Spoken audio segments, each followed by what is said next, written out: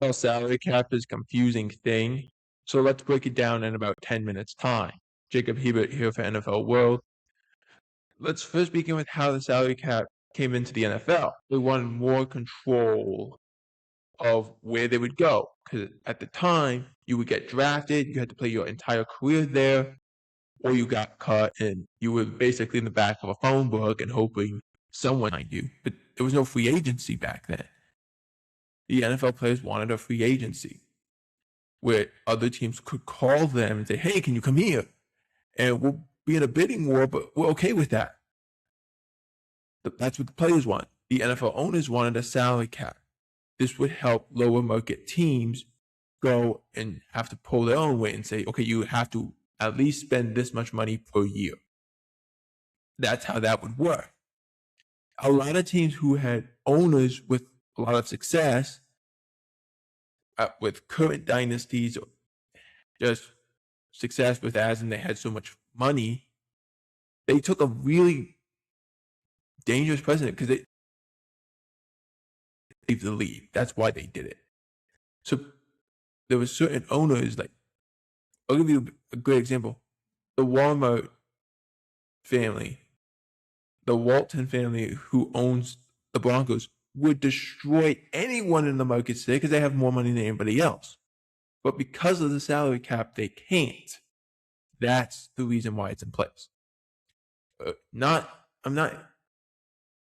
trying to exclude them, but they weren't owners at the time. But that's why it's in place. So new owners would not be able to throw money around like crazy. Now, you can get under the number for the salary cap this year was $301 million.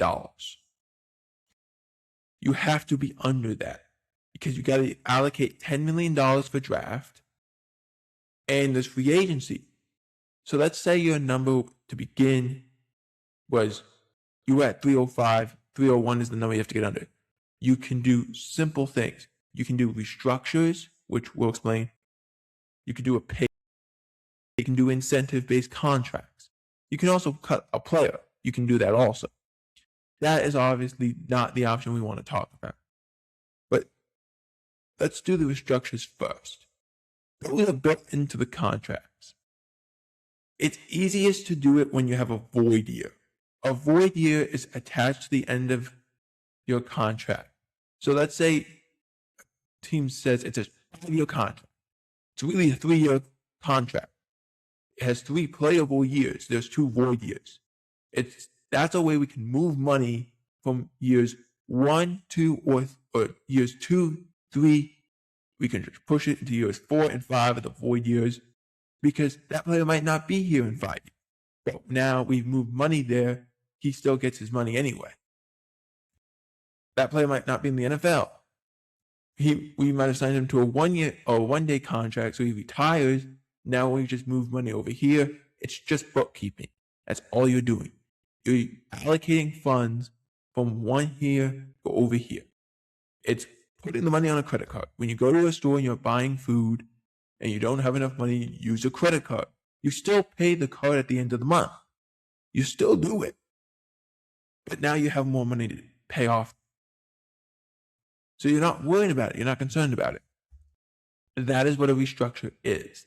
It's moving money from your left pocket to your right pocket.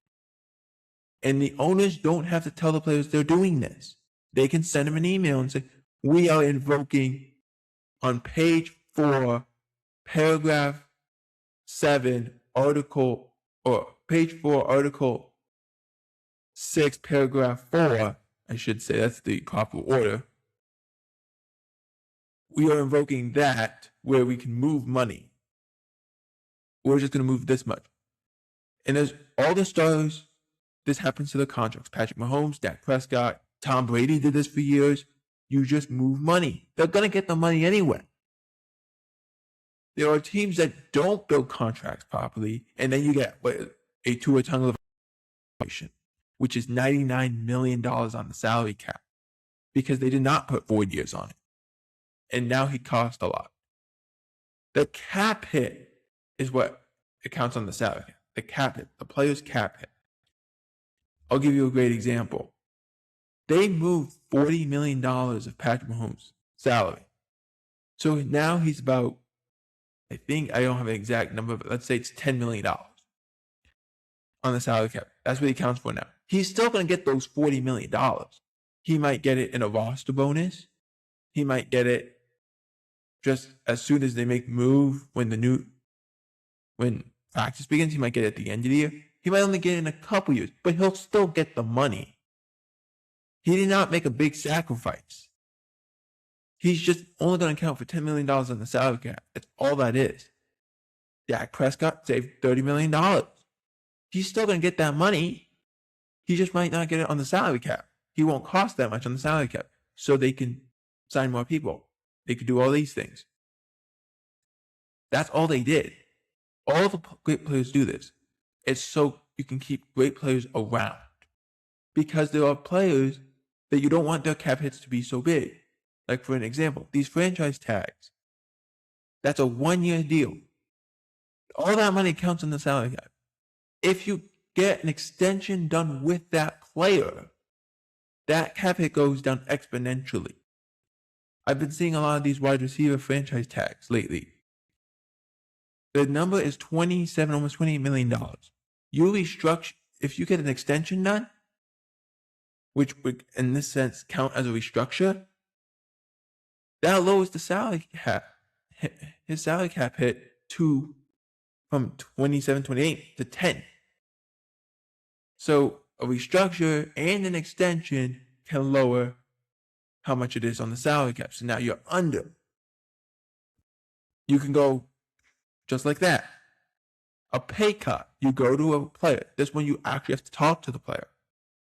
You would go to a player and say, look, we need you to prove this. We gave you all this money and you haven't shown anything. Prove it to us. We need you to prove it to us. That has to be agreed upon from the player and owner and the player and his agent. That has to be agreed upon. But you can save some money. Substantially? No. But you can save a couple $1 million by doing that. But you would have to talk to the player. Another way of doing it is an incentive-based contract, where you have incentives that might not or probably won't be met. But if they are, then you pay it out. But then you move the money again into the future, like a restructure. Because teams don't care what they do in 2028 if they win in 2026. Teams don't care what they do in 2024. They don't care in 2024 you do this because they didn't care what happened in 2040. They don't care. If you win a Super Bowl that year that you play, and the money you just pushed all the way to the future, so now what's going to affect us in 2040, who cares? Every team, you do this for years. The Cowboys have done this since the early 2010s. That's how you do it. Every team does this. Every team. It's not just the Cowboys. Every team does this. It's smart bookkeeping. The last one is player cuts. When you do a player cut, cutting a player, you can save the money. If you cut him post June 1st, you only get the money after. If you cut him with the post June 1st designation, you only get the money after June 1st, which that's when you pay your draft pick. So that's fine.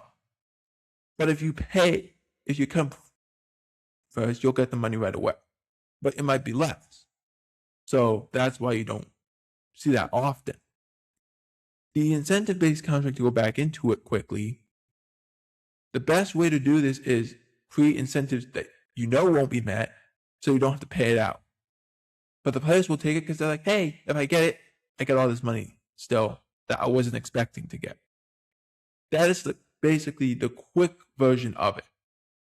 Utilize free agency. You still have to remain under that money. From free agency and the draft. Under by $5 million.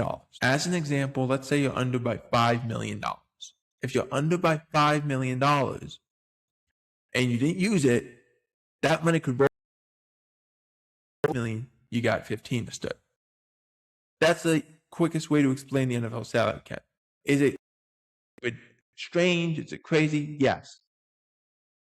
But it makes the NFL world go around. For NFL World, I'm Jacob Hebert.